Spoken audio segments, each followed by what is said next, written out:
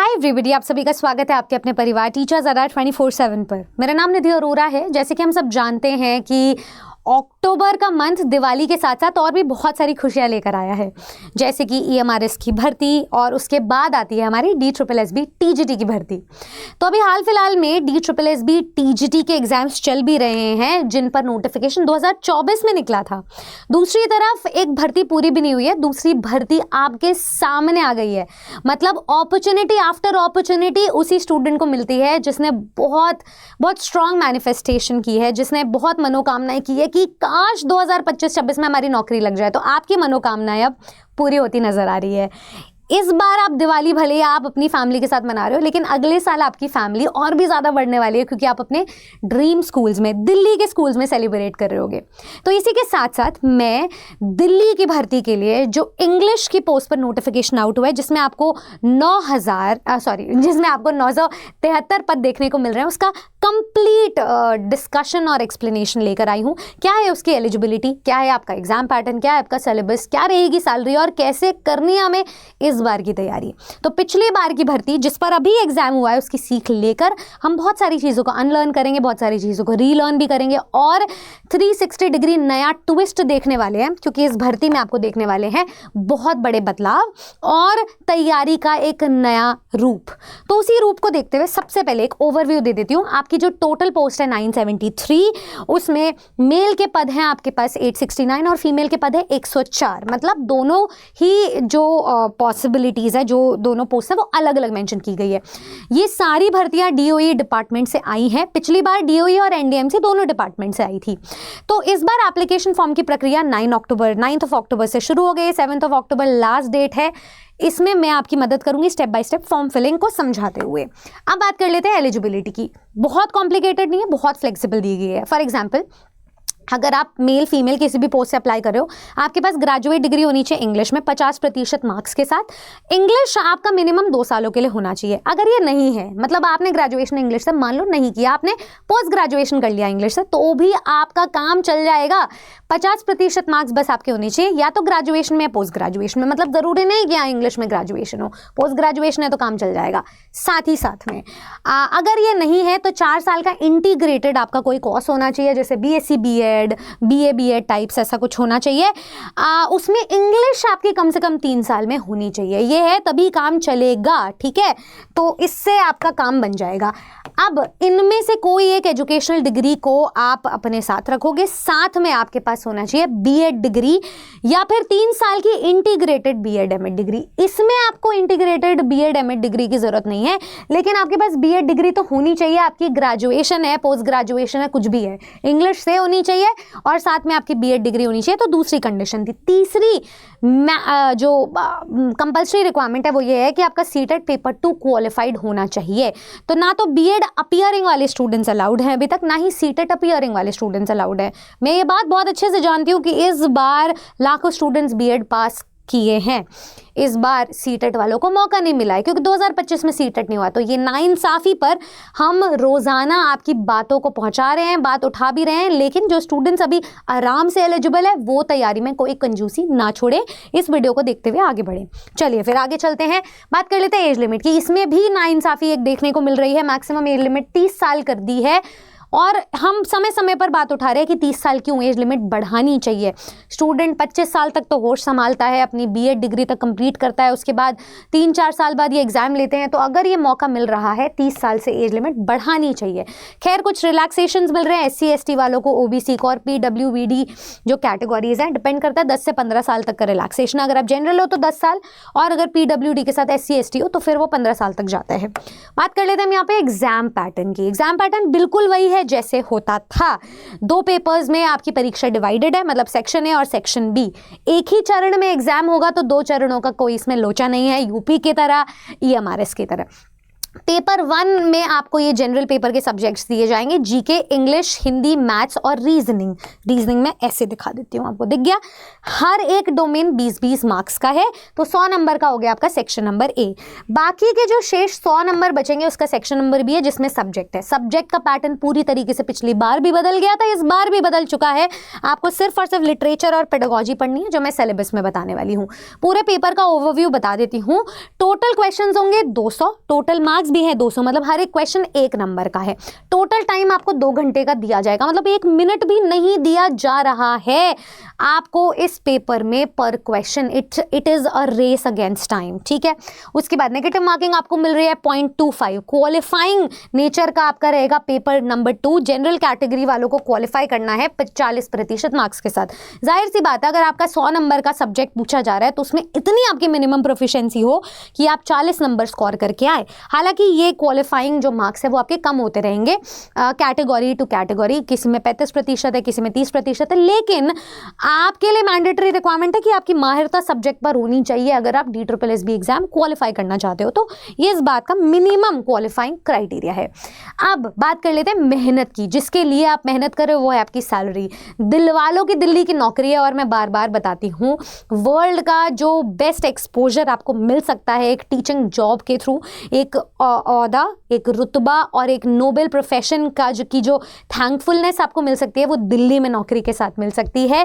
तो आपकी जो प्रमोशंस है इसमें फ्लेक्सिबल है, आपको रीलोकेशन की कोई दिक्कत नहीं है, ट्रांसफरेंस की कोई दिक्कत नहीं है, आपकी फैमिली की लाइफ एकदम सेटल्ड है, और आपको अलाउंसेस भी इसमें भर भर के मिलते हैं। महंगाई भत्ता भी सबसे ज़्यादा मिलता है क्योंकि दिल्ली में महंगाई ज़्यादा है इसीलिए।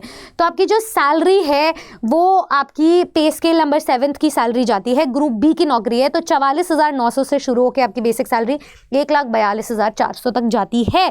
इसके ऊपर आपको जितने भी महंगाई भत्ता है वो मिलता रहेगा। तो सारी सैलरी आपकी पॉकेट में ही जा रही है, आपकी और आपकी फैमिली की लाइफ सिक्योर्ड है। मैं जल्द ही बहुत सारे इंटरव्यूज ऐसे लेकर आऊँगी, क्योंकि मेरी फैमिली में भी आई बिन फॉर्चुनेट इनफ कि बहुत सारे मेंबर्स ऑफ फैमिली है जो आज DSSB में पोस्टेड है, कुछ रिटायर हो चुके हैं।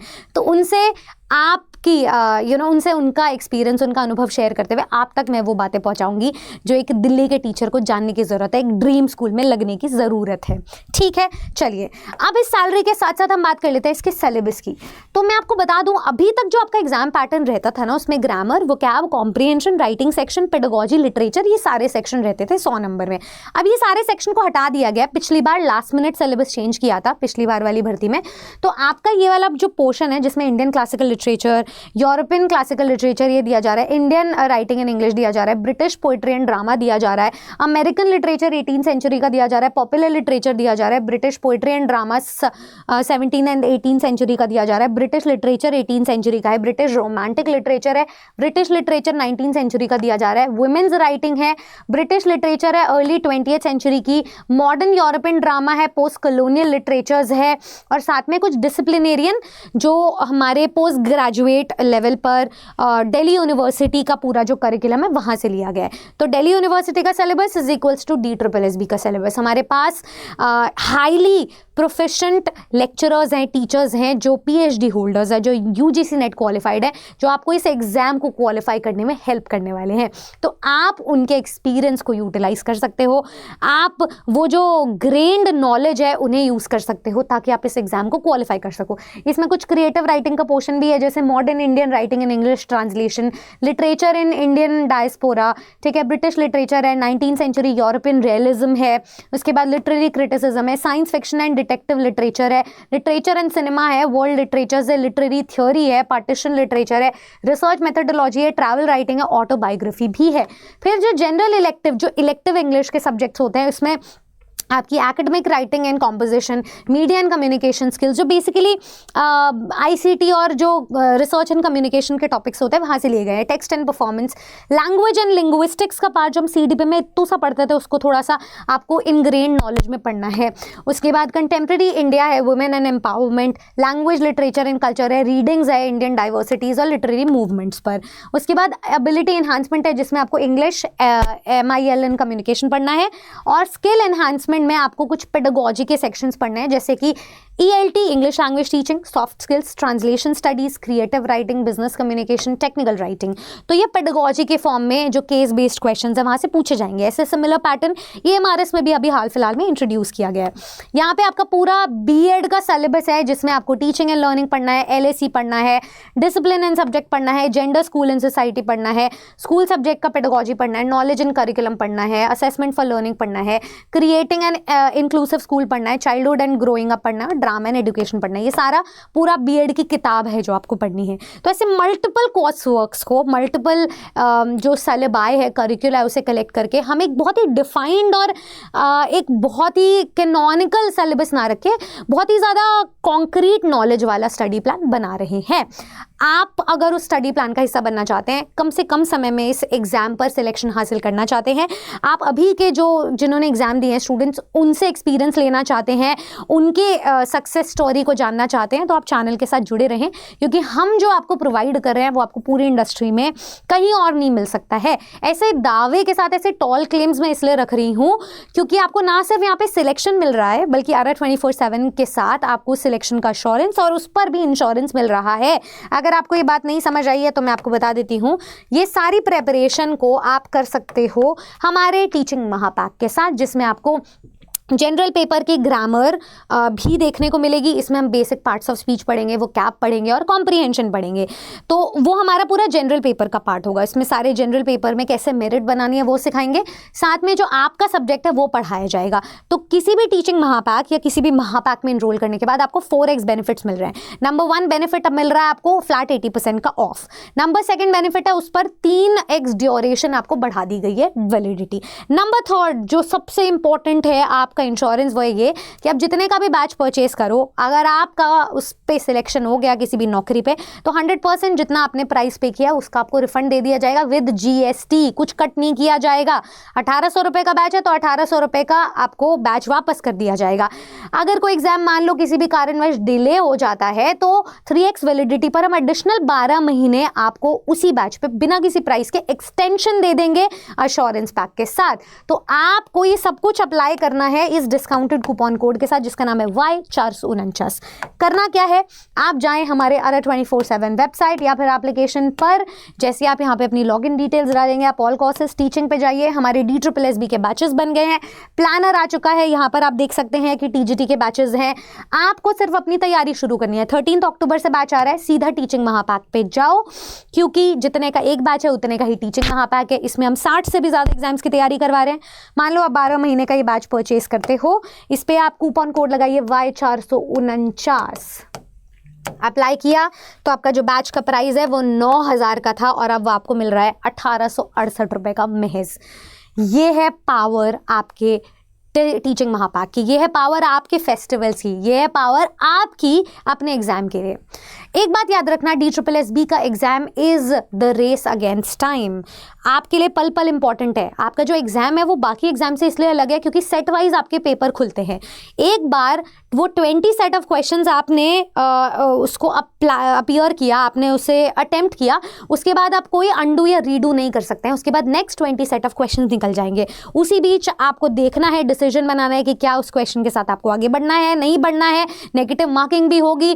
कितने क्वेश्चंस आप कर आए हो आपको कुछ अंदाजा नहीं लगेगा। CBT बेस्ड पेपर है।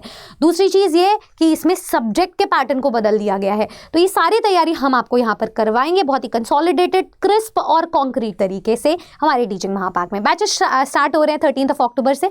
मैं आशा करूंगी कि आप जितने भी स्टूडेंट्स ने अभी तक एग्जाम दिया है वो इस अपॉर्चुनिटी को जरूर यूटिलाइज करें, क्योंकि एग्जामिनेशन की फीस मात्र 100 रुपये है। विमेन कैंडिडेट्स को रिलैक्सेशन ये है कि वो 100 रुपये भी नहीं देने हैं। तो आप जल्दी से जल्दी तैयारी अपनी शुरू करें, दिल्ली में नौकरी हासिल कर रहे। Thank you so much. आपको ये वीडियो कैसा लगा? एलिजिबिलिटी को लेकर, एज लिमिट को लेकर, पैटर्न को लेकर के कोई प्रॉब्लम तो नहीं है? बैचेस को लेकर के कोई दिक्कत तो नहीं है? मुझे जरूर बताइएगा। मैं मिलूंगी 13 अक्टूबर से शुरू होने वाले DSSB के हमारे बैचेस में। जय हिंद।